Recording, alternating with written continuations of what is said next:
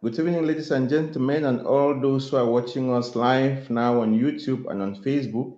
This is another Monday evening where we meet on the debate on the Global Sunpoint TV. I am your host, Mbolifor Elvis, and today we'll be having a very heated topic where we're going to discuss about Africa, always as we do.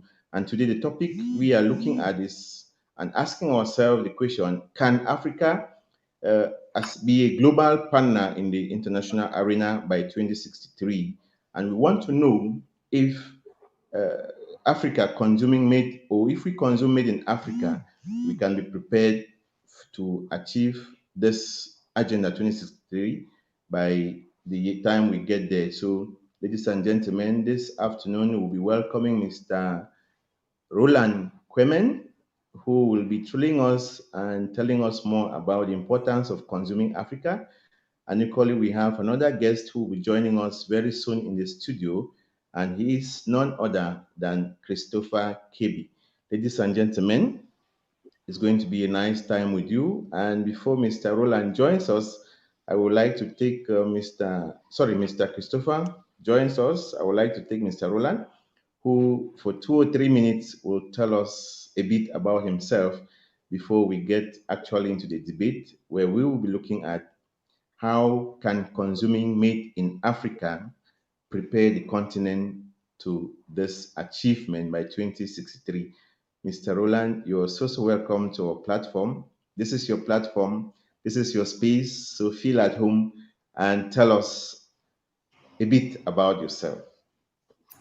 Thanks so much, Elvis, for inviting me and for moderating this great conversation on Agenda 2063, but also on a very specific on the influential strategy that Africa can have in terms of being a global partner, but also on the Made in Africa.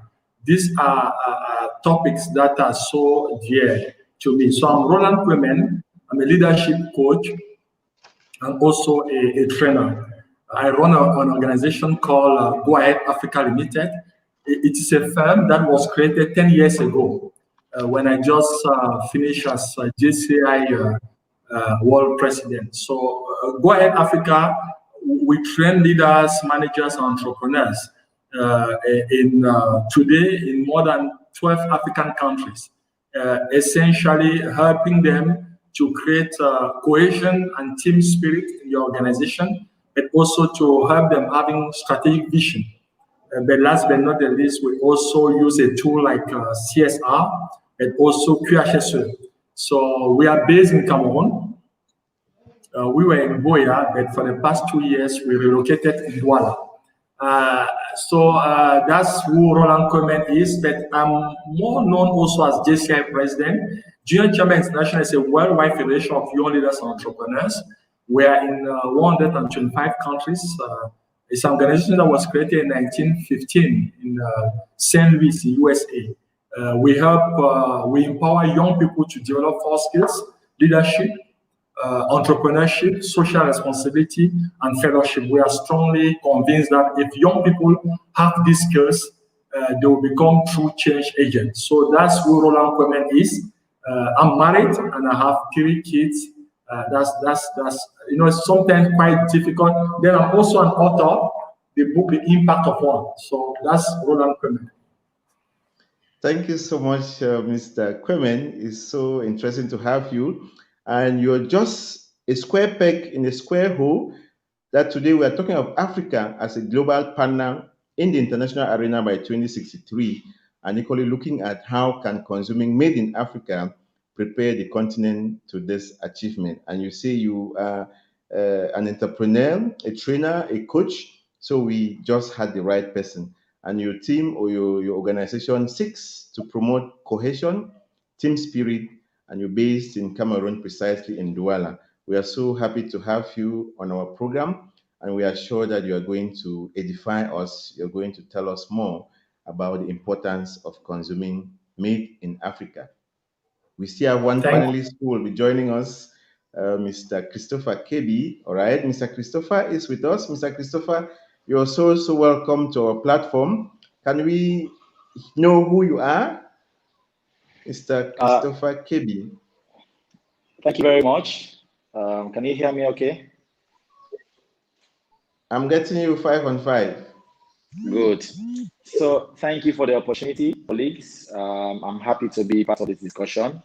My name is Christopher Kebi. I am from Sierra Leone, West Africa, an Anglophone country. And I think it's very important that I'm part of this discussion because then the discussion is happening at the right time. I mean, this is now when we need to start discussing what contributions Africa will make from a global perspective when it comes to what we can achieve from an economic development point of view. So I think we are actually discussing the topic that is should be happening at the right time. So it's no mistake that I'm here and I'm happy to be with you guys. So actually, I come from a private sector background. Where when I shared my profile with something social services, and I was told it's actually the right person for the right topic, and so my lead, who's Ruth, told me I think it will be good to get on to the next point of the discussion, which actually coincides with my profile.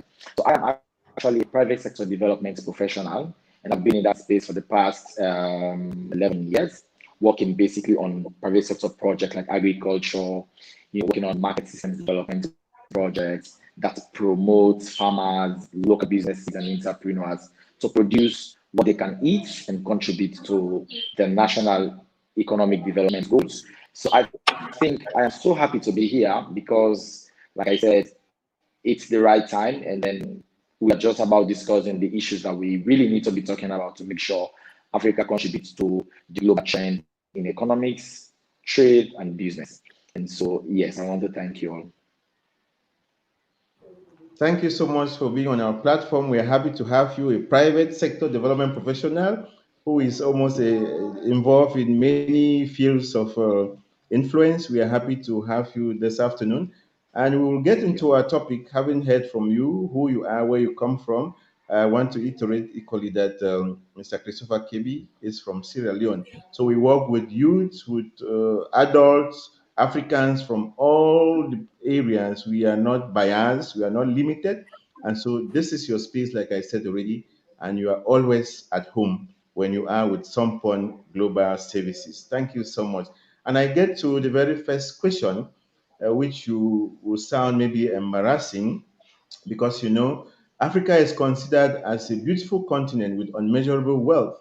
How do you feel when your Africa is stacked a poor continent? I take Mr. Roland.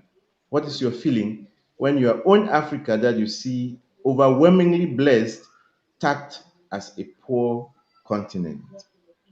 Thank you so much, Elvis, for this question. I think we shouldn't feel uncomfortable, and it is important for Africans to we should tell ourselves truth about our continent now. In 2010, as I said in my introduction, I was very fortunate to be JCI president, and this organization and that position allowed me to travel to 71 countries that year. So I had a good conversation with the Dalai Lama in Osaka, in Japan, November 10, 2010. I can't forget. And I asked him to Dalai Lama, how could he explain that Africa is rich in terms of natural resources, but unfortunately is the poorest continent in terms of human development and all the rest. And I will not really want to disturb you with all the detail of his answer. But what is good, what I've learned from that conversation and my experience traveling with wide in Africa is that it's a paradox because we are rich in terms of natural resources. This is clear. There's no discussion or debate on that. But we are also poor. It's a paradox. Now, I would like Elvis to instead ask ourselves, what is the reason? How can we explain this paradox? It boils down to poor leadership, And you will see that despite the fact that we have all these resources, and I'm happy because when I was preparing this our conversation, I brought some figures out. you will see that 119 billion USA dollar goes out of Africa. I mean, what does it mean? That all these materials are not transformed on the continent, and it's a huge challenge. Whether we like it or not, we are a poor continent because it's not about sitting on a goal. You might sit on a goal, but we still see, if we see the Human Development Index and the reality of the continent, it's not an insult, and I'm African, I'm proud, because if we don't say the truth to ourselves and we keep giving slogan, then we are lying to ourselves. And there are two people that you cannot lie. You cannot lie to your creator, and you cannot lie to yourself. And it is important for us to acknowledge that we are a poor continent. But again, what is the reason? What is the root cause of that challenge? Then now we can start the debate and the conversation, Elvis. Thank you so much. I listened to you so keenly, and I took note of when you said we are not poor, or that we are a poor continent, even though we are rich and endowed with so many natural resources. And you said the root cause of this paradox, that, as you put it, is because we have poor leadership. And I think you are talking about managing the resources that we have. Let me take Christopher. How do you feel when your Sierra Leone is tagged as a poor country?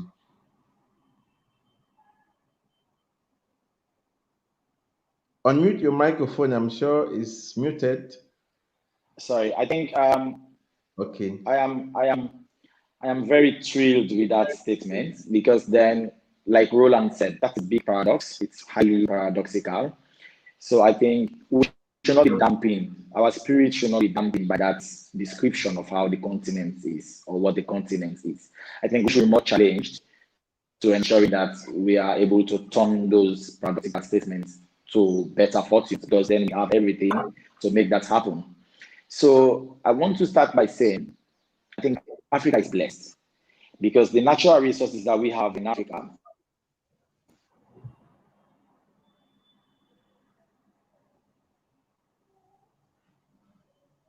We seem to have connection problems there with Christopher.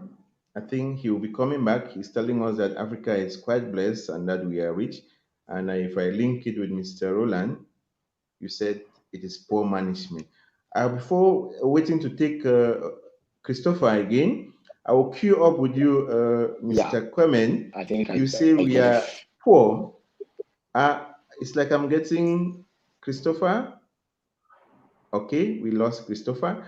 Let me key back with you, because when I look at the wood, the way the wood moves in Africa, you finally don't even know which direction it is going, because you are going down, wood is going, you're coming up, wood is coming. How do you think Africa would actually look like if we had to process all of this wood in situ and use all that comes out from it? How will this our Africa actually look like, according to you? Thank you, Elvis. You know, when I said it was all about leadership, and I think you give me the opportunity now to demonstrate. And when we talk about leadership, there is what I love, the VIA model. V stands for vision. If at the head of the countries, because the modern society have three main actors. You have government, you have corporate world, and you have the civil society. These are the three main actors of all the modern societies that want to go very far. Now, when I talk about leadership, I don't want our followers to just focus on the political or the government leadership. I'm talking about the global leadership now. Vision, when there is an absence of vision, you have the phenomena that you have been saying. For the past 40, 50 years, we keep sending our timbers.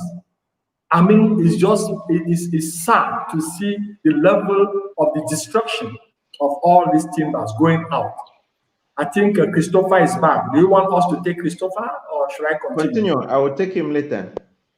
Okay, good. The second element is inspiration. How inspiring our leaders are in order to bring on board all the stakeholders.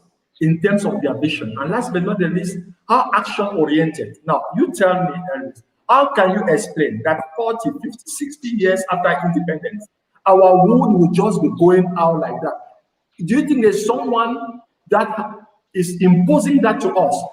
Where are our leaders? Where is our dream? Where is the vision behind all that? Why don't we decide that we are going to transform it here?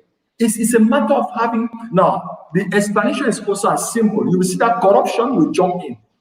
The civil servants and some people in the process when you give them money, they are ready to sell their soul and to sell, because how can you explain that all this will go out? Whereas if it was transformed here, what we call valeur ajoutée, because maybe I should tell the participant that my first language is French, English is my second language. So the value of value added, because if you transform here, you will see that it will create jobs. Let me give you an example. A JC that you see, that cotton goes out, we export. If you take a JC of Barcelona, FC Barcelona, of Messi, you will see the price, 90 to 100 euro. But it has a value because it's Barcelona, because it's the jersey of Messi. But if you look very well, what is it? It's cotton. That is produced in Cameroon, Chad, Burkina Faso, and other. So if we don't change the mindset, if there's not a paradigm shift, what I would call a disruptive in terms of innovation and a violence, even within us, I think we are still very far from that. And wood or timber is a clear example. But I think Gabon, President Ali Bongo, when he took over, he had to do some tough decision concerning that aspect. And there have been some solution. Gabon, we can check with Gabon, and you will see that there are some solutions. Okay, thank you so much. Thank you so much for that submission.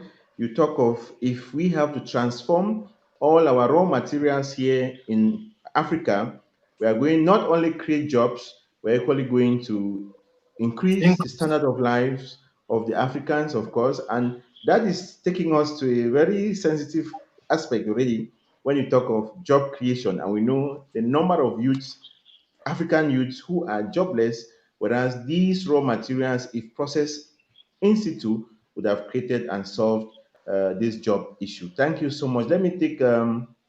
KB, who is joining us. I wanted to know from him how he feels when his Africa is stacked. And when he answers that question, I would like him to queue up with the aspect that most of our African leaders and most of our rich people prefer traveling out of the country for treatment. Whereas if this money was invested, it would do us so much good. How do you feel about that?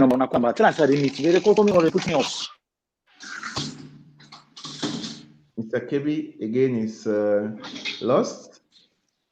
We can't get him.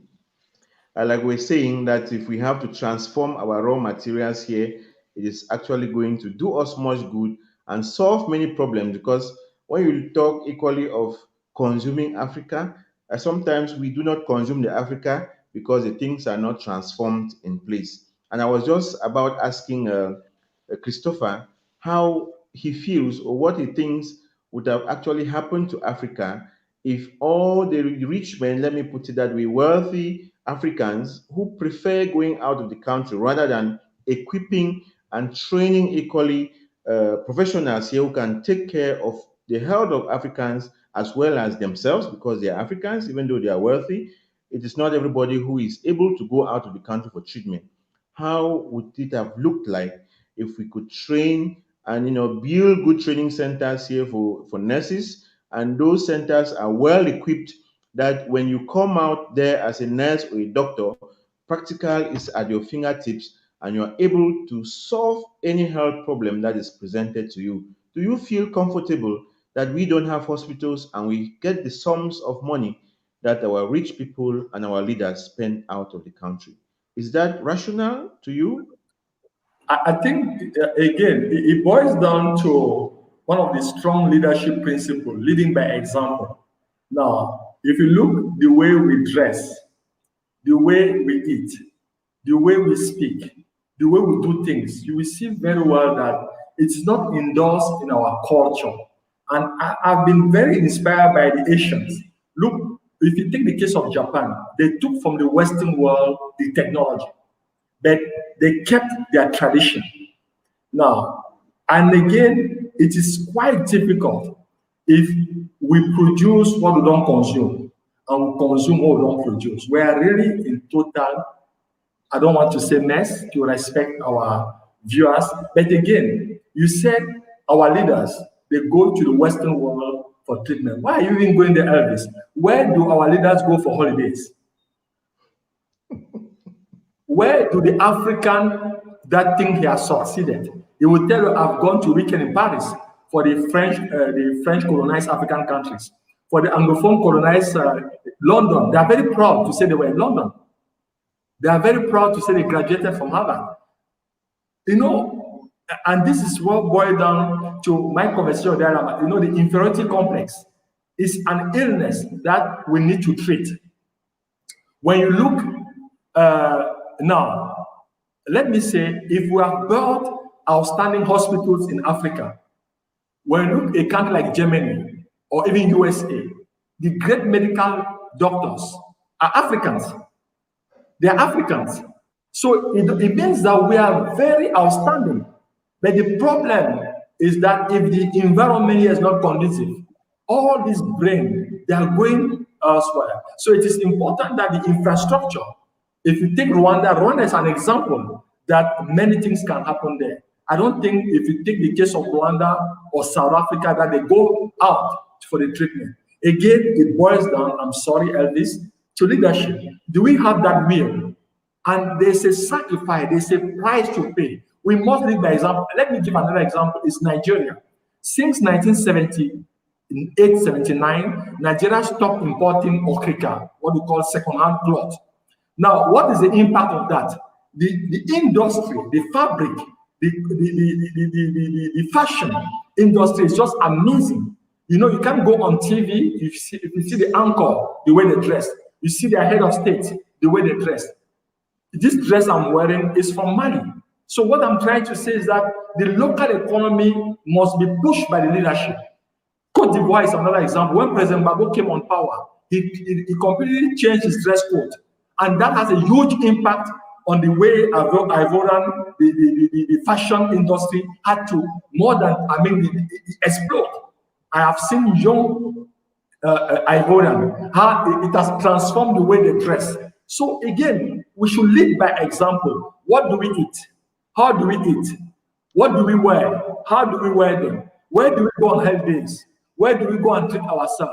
You show me where we do all this, then the population will follow you. But if you lead by example, by proving that your country, I want to go to holiday, I go to Dakar, I go to Abidjan. Not that I've gone to London, I've gone to Frankfurt, I've gone to Washington. Look, I see the type of conversation, the narrative, it must change. So I've called that inferiority complex. Thank you so much for that submission. When you talked of producing and not consuming, I remembered Professor Lumumba, who will always say, we produce what we do not consume, and we consume what we produce. And you say all of this boils down to local economy, or this can be ameliorated if our local economy is pushed by good leadership. And I agree in total with you that if our leadership is good, management will be good, and we equally will have Africans consuming Africa. Let me greet those who are with us on Facebook as well as on YouTube. I have Priscilla, that should be Priscilla, yes. Priscilla Maria, who is participating so seriously. Thank you for joining us. And I equally want to salute all those who are on YouTube, that this is your platform, and we are here to talk our Africa, and we are here to see how to make Africa better. Thank you so much for your participation. We're still expecting that we'll have Christopher come back with us. While he comes, we are going to proceed with our questions. I am happy that I have you, and you're really a resource person to this program. I would have invited you ere long. I'm thanking God that now I have you. You'll always be part of this program. Now, you already were going almost answering some of the questions that I have for you. Let us talk about professionalism. Okay. Schools, international schools. You already talked of people proud to be graduates from Harvard, graduates from renowned universities. Do you think that if we have good training schools, we will have more experts in different fields, and this will equally make us not to always import expertise from foreign countries? I totally agree with you, Elvis. I think if there is a sector that there should be a massive and a quality investment is education. But let me be very, very frank to you. We will not do the education as the Western world. You know, education is a tool or an answer to development. Now, we should first ask ourselves, what is the content that we are giving to development? What does it mean? Because we said in the beginning we're a poor continent. And I wanted to say in quotes because I'm proud African. So when I say we are poor, it's not about we are poor because of the directions. We are taking the wrong direction. It doesn't mean that in terms of dignity, we are very proud Africans. And Africa is where everything started. We say in French, le berceau de l'humanité. And I'm very proud of that. But let me, after we say that, it is important to also know that what is the content that we are giving to development. Now, I'm happy, and that's why I didn't hesitate to come on board for this interview, because it was, if you have had a discussion on sustainable development goals, I would have been shy. It's not that I'm against, but you know, it's a global goal, but it's important. Africans leaders, few years ago, sat and had a conversation on the African the one. But you see, more and more, there is less promotion on this, and that's why I gladly came on board. Now, when you say education, education is very crucial, but let us define the content of what we want to give to our youth. And this education should be a tool to address the issue. And I'm happy you talk about professionalism. Now, how can you explain that many Africans will still have thousands of degrees in philosophy, history, law? And when we talk about history, it's even European history. It's not even African history, because many don't even know their history. It's about things that are not relevant. Now, whereas we need tellers, we need to produce shoes, we need, small stuff, that we need people that will transform, that will produce. But we still have a lot of conversation and trainings on abstract, on things that are not agriculture. Look, again, we shouldn't change our habit. I'm proud to say when I go to Nigeria, I will eat fufu, pounded yam, and egusi soup. And that in Cameroon, we have more than 100. I can take 1 month in Cameroon, I don't repeat a meal. 1 month. Kati kati, fukon and jamanjama.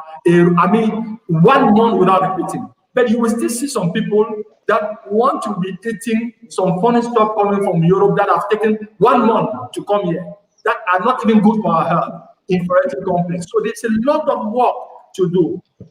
In terms of the education, I'm proudly saying I did all my study in Cameroon, all my study, and in government schools, my university in Cameroon. But today I've run more than 19 countries where I've done face-to-face leadership training. I'm a Cameroon product. It's from Cameroon that I became the first Black world president of a 19% white organization from Cameroon. So I think again, because the people that trained me were outstanding, they were patriotic, and because they was also fair. When a young person was working hard, they gave I had scholarship, I went to school and I was paid. They were paying me. Because you were outstanding, they paid you. Again, so I don't want to, let us not abuse the youth of this generation. They are not very lucky. I have gone to my former university, I saw 2,000 students. I went to a class with 17. My classroom was air-conditioned, and I had 40,000 francs every month as scholarship. Tell me how I will not succeed in life. But today I go to the same university, there are thousands. So again, where is the priority? Where our political leaders, the government, where are the priorities? We need to invest in the education, an education that brings solution and addresses the priorities of our development. What is our priorities? What do we want? What is the content? When we say we are developed, what does it mean for an African? Thank you so much. We have Priscilla Maria who says consuming and not producing is a real issue. There is also the attitude of refusing to accept our own products. There is the thinking that whatever comes from Africa, I suppose, from elsewhere is better than what we have in Africa. But I wanted to take you back to Priscilla's worry when she asked that how can we handle these leadership problems that makes us not to be able to consume Africa. And I already want to begin by thanking you so much for putting on Africa and consuming Africa. You are a good example of an African who has studied in Africa and loves Africa. How do you think this leadership issue can be handled? Just in few sentences. I think there must be advocacy, and a platform like yours is just amazing. You know, you will see that the African One, the Agenda 2063, is not really promoted, even by the government. I'm not seeing any promotion. I was in Lomé 2 weeks ago for a leadership academy run by my company, and the local partner, was still talking about the sustainable development goals. I was the person who said no. Please put me agenda. They did not even know about it. So I think there must be advocacy, as we are doing, a lot of advocacy, continuing advocacy. It's not about violence. Sometimes they don't know what they are doing, but it is also important to hold accountable our leaders. So by pushing if their election coming, you put that on the table. That what are the policy in terms of promoting local content in terms of education, local content in terms of businesses, local content. It's a whole policy. So I think I will say advocacy. Okay, thank you so much. Thank you so much. You say advocacy will help solve some of these problems and equally make us to love our Africa. Thank you, Christopher, for joining us again. We are happy you're here. You tell us it's raining, and so your network is not very balanced. Let me take you now. We have many Africans who go out of the country and they study in good universities, like we already cited here. They have good diplomas, good expertise, but then they don't still want to come home. How do you feel when we would have, or the people who have studied out of the country could come back to the country and equally help those who are here who are not exposed to the type of opportunities they had to be able to get the knowledge and equally improve on different aspects in our own Africa. Christopher is gone. I'll continue with Mr. Roland, who is very steady there with me. I'm happy to have you. And I was talking about brain drain, because when we talk about going to work outside and not returning with the skills in your country, it can only be summed with these few words: brain drain. What is your take about this brain drain? Now, let me be very clear. In the history of humanity, people have always gone for greener pasture. I'm sorry, look at the history of humanity. It's not something new. People, when it was bad in Israel, they went to Egypt and there were slaves there. So it's about, you can go in the history, it's like that. Now, I think it is important. I had this opportunity in 2010 to discuss a lot with the Cameroon diaspora. In all the countries I went, I took time. I really wanted to meet, and I was blessed that I had frank conversation, sometimes very challenging conversation with them. Now, it is important. India is the best example. In the 80s, you will see that the prime minister at that time did a wonderful negotiation and with the diaspora. And many had to do a sacrifice to come back to India. And they built the India that you are seeing, the modern India. So I think it is important. Africa needs a diaspora. But unfortunately, the relationship between the African countries and their diaspora is not the best. So I think it is important to really sit down. We need them, but they also need home. I had two types of message. To them, I would tell them home is home, and they know it very well. You know, the beauty of a tree is measured by the root. So you show me your root, and I will tell you where you are.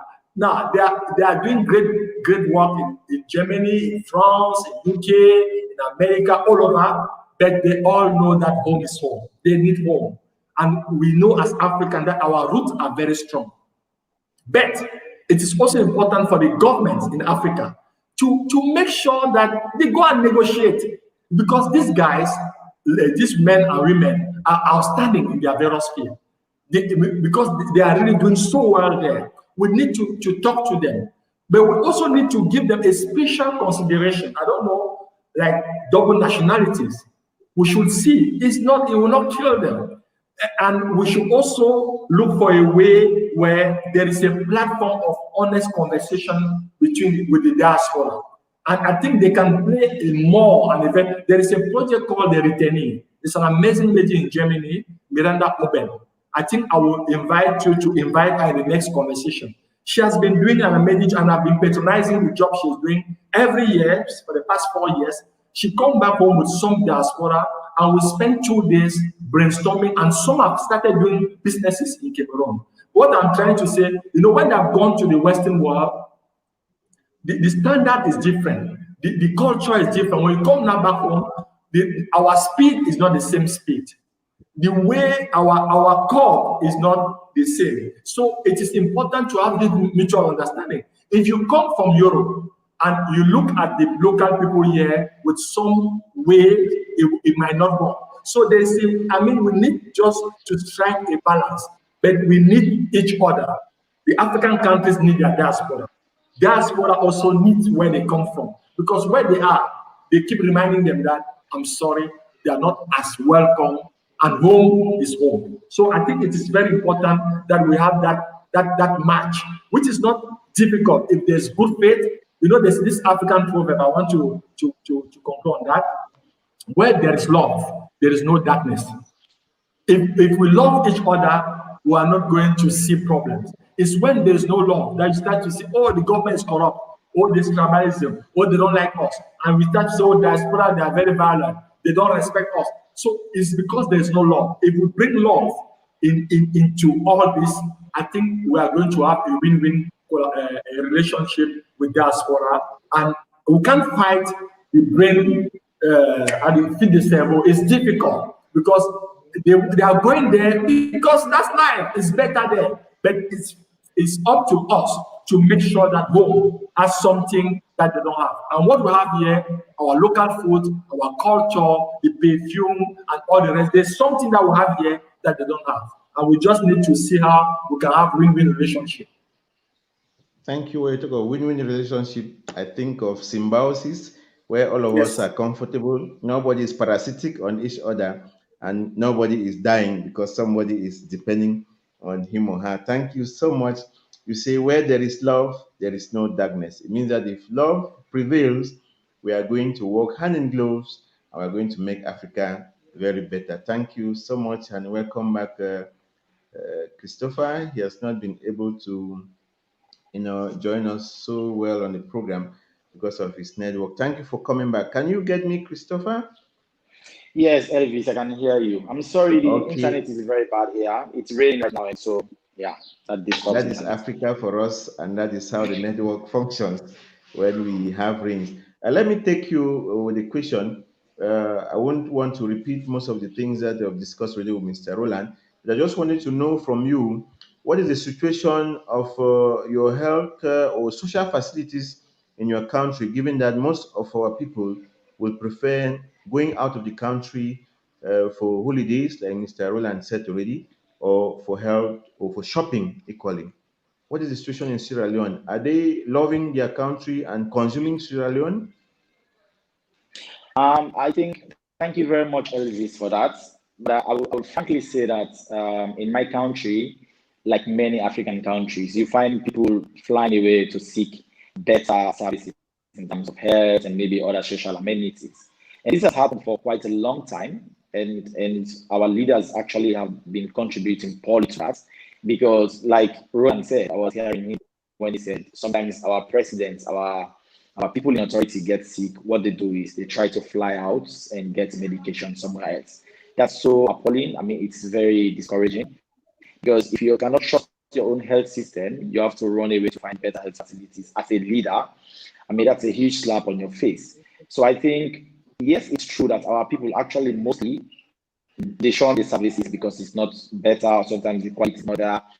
So, but we always do with what we have, because most people don't have the opportunities to, like, if you have a family member who became sick for some reason, can't be flown to better countries for medication, you will just have to rely on the services that are available at your country. And so that's the unfortunate side of it. So we have been grappling with this for decades now. I think in my country, for example, we are beginning to see quite some very few improvements in the health sector. We are beginning to get very good maternal health clinics and some better hospitals where they can diagnose some medical problems rather than flying people to overseas. So we are not there yet. I mean, we are beginning to gather the momentum gradually. And so I just hope and wish that we can be there one day when we don't feel like flying people out of the country because we don't believe or we don't trust our health systems. The same for other social services like education, like Roland was saying. And I really wanted to make some points around brain drain, but I think Roland has nailed quite a lot on that. But to the question you asked, Elvis, I think, yes, there is a semblance, or there is a situation where our people actually don't trust our health systems because the services or the quality of the services provided are really not better yet. But I can say that we are beginning, momentum is beginning to gather. And then I think maybe if our leaders have the political will, and if they can focus on actually delivering on what they promise, like making sure people have better health services, I think we will be there. So yes, we will be there. But at the moment, I think people are still trying to access better services somewhere else apart from our country. So I hope we are there soon. Yeah. Okay, thank you so much. I was equally wanting to ask you, how is this agenda 2063 being felt in your country? Is the, how do I put it, the publicity good enough?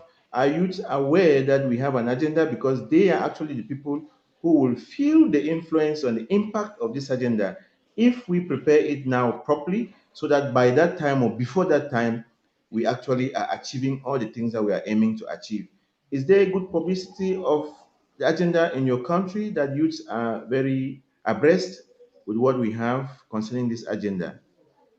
Well, I will say yes, there is some, but I mean, the publicity side of things or the visibility of the entire 2063 AU agenda is pretty much not really, I mean, it's not all over the place yet, but most of what we have in that agenda going forward are being also incorporated into most of the programs that we are working towards. For example, that agenda talks about how can we actually work towards consuming what we produce. Our country has a program that is called Made in Sierra Leone, which was launched just 2 years ago. And that program actually tells you that we should be consuming the kind of things that we produce, because that's actually a problem here. And then I'll take you back to the other side of things that talks about nutrition, for example. And in Africa, we all know we have quite a lot of problems around malnutrition, and we have children being obese, and apparently they die because of those unfortunate health conditions.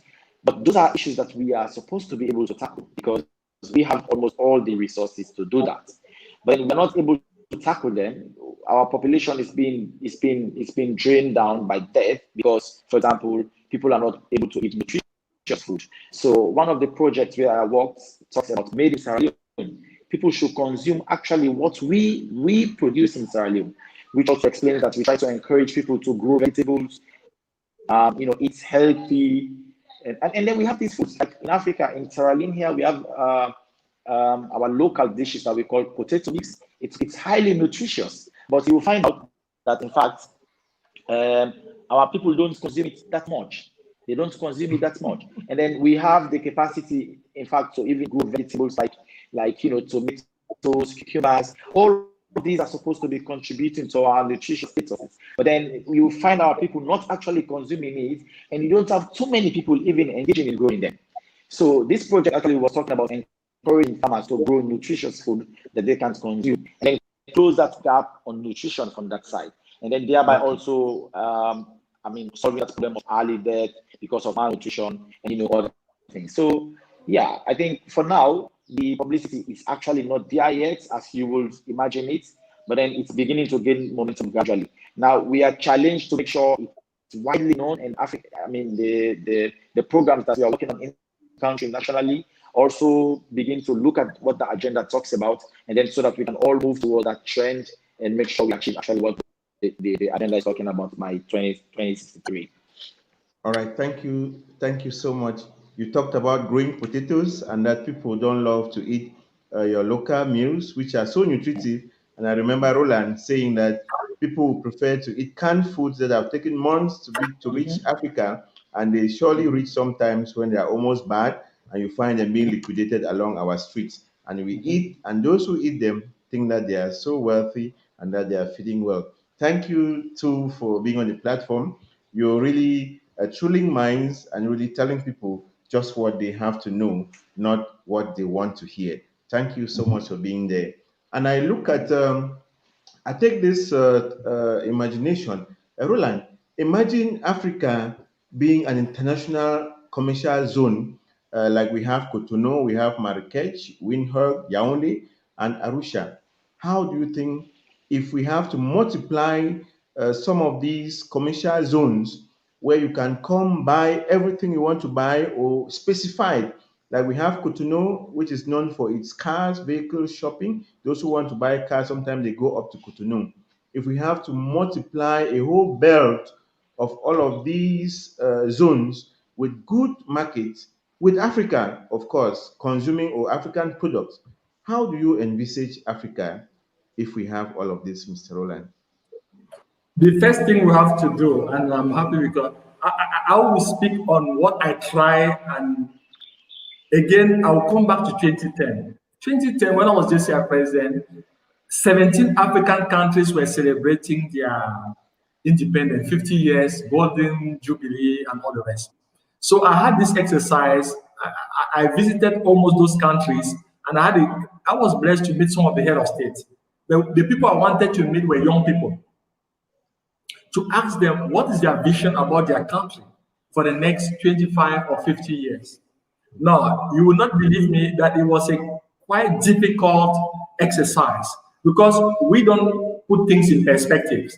You know, it's like we say in Cameroon, people are more very good in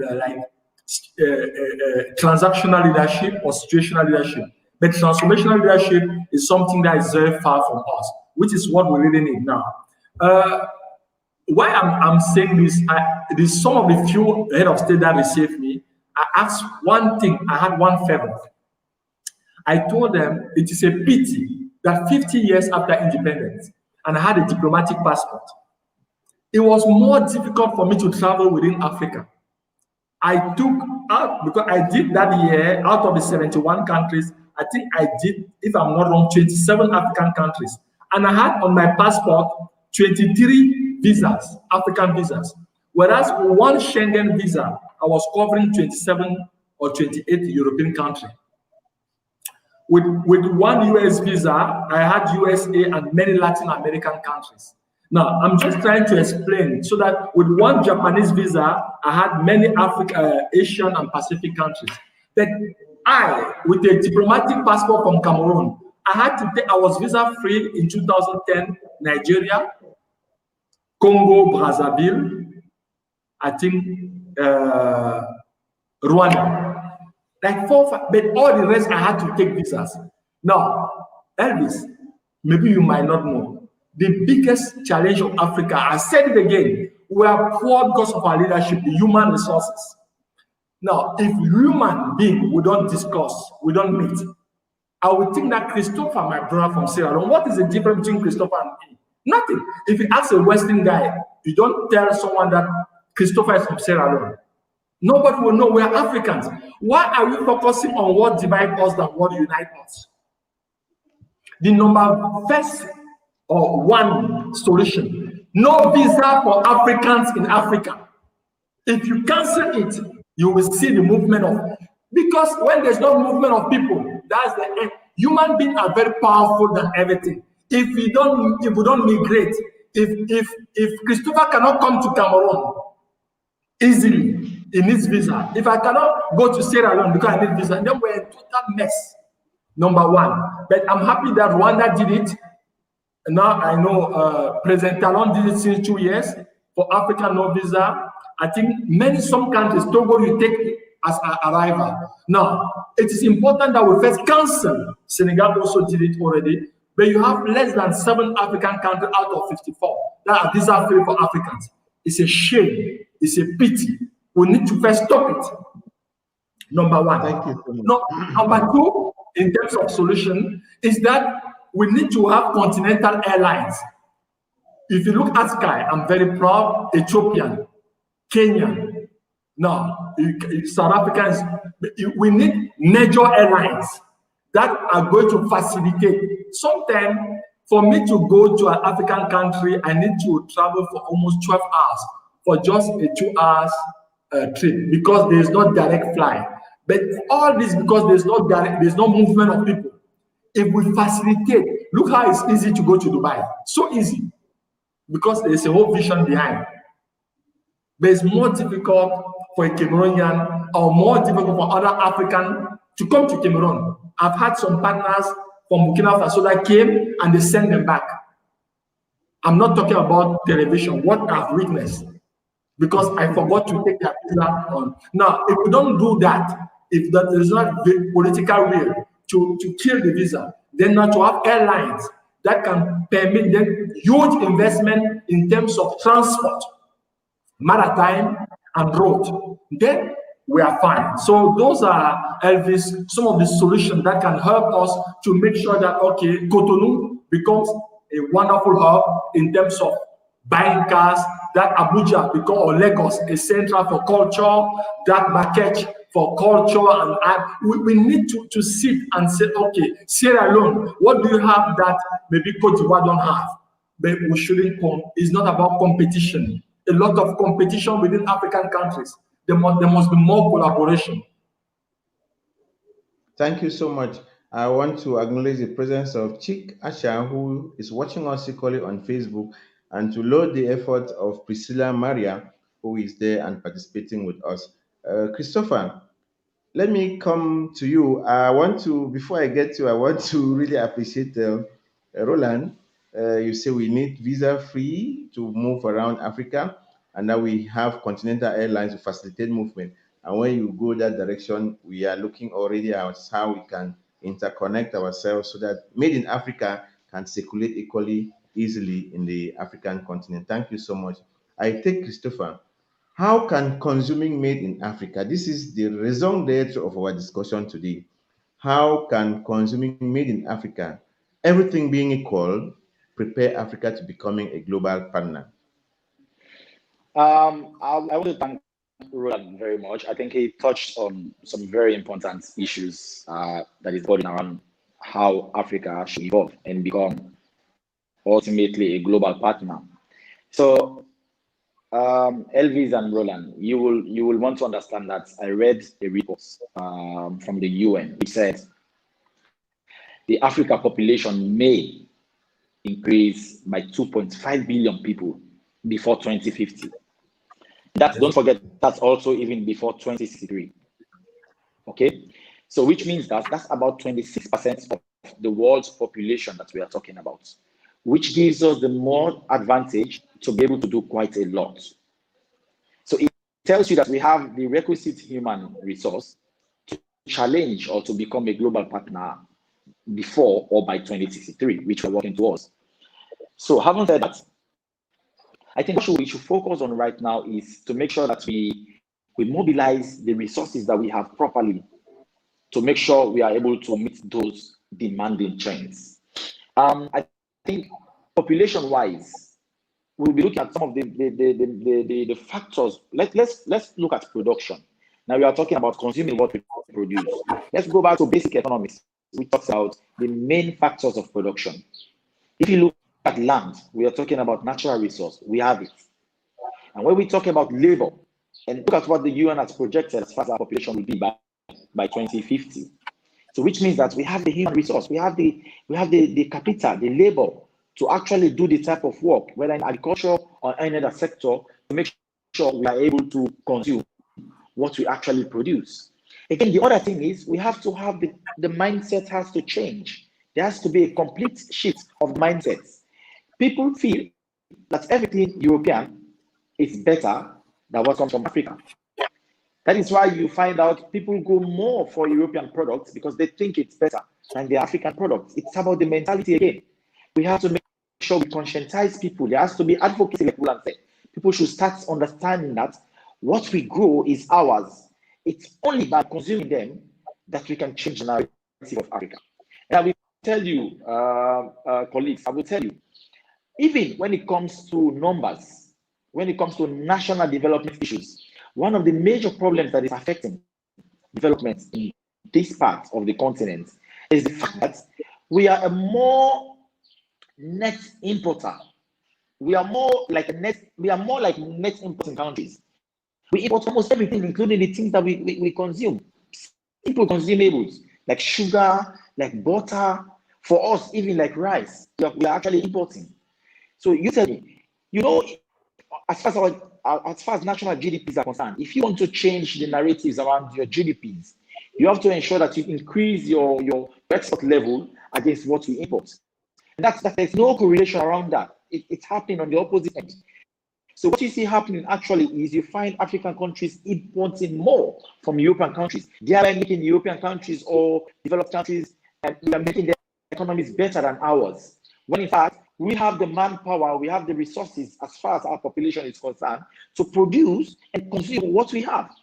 Maybe we don't have the enabling environment. Maybe we are challenged with the right infrastructure to make sure we are able to meet those demands. But I tell you, like Roland was saying, if we have the political will, if we have the right leadership, if we have people who have the right mindset, we can change this narrative and make sure we become net exporters rather than becoming net importers. By so doing, we will be able to, of course, achieve the agenda that we are working towards by 2063. So just look at what the UN has projected. They said our population may reach 2.5 billion people, which is 26% of the world population. Imagine that. And then it goes further to project that the population might be 4.6 billion by a little above 2063. The population will be more than 4.5 billion. That's the projection. So all things being equal, that tells you that we have the capacity to actually achieve that agenda by that time, if we are able to actually bring into mix all of these factors that we have discussed. We should have the political will, we should have the mentality of the people changed, and we should have the willingness, and our youth should be at the center of it. We should be promoting things like agripreneurship for youth, who can also grow a lot of local produce and make sure they're on the markets. We talk about also maintaining quality around, Okay. All right. Thank you so much, Christopher. And I want to take Roland. You who have consumed Africa throughout, how do you think, if everybody has to join in consuming Africa, will this prepare Africa enough to become a global partner? I totally agree, Elvis. I think it is so important for us to shop local, to eat local, to spend local, to enjoy local. It takes each and every one of us to start the trend. Now, for the past 3 years, I've not been able to wear a suit. If you look, for those who knew me before, the number of suits I had, I decided like that just to start supporting local tailors. And in Cameroon, the company, all the dress code of my company is done by a young girl, and she has been doing amazingly well.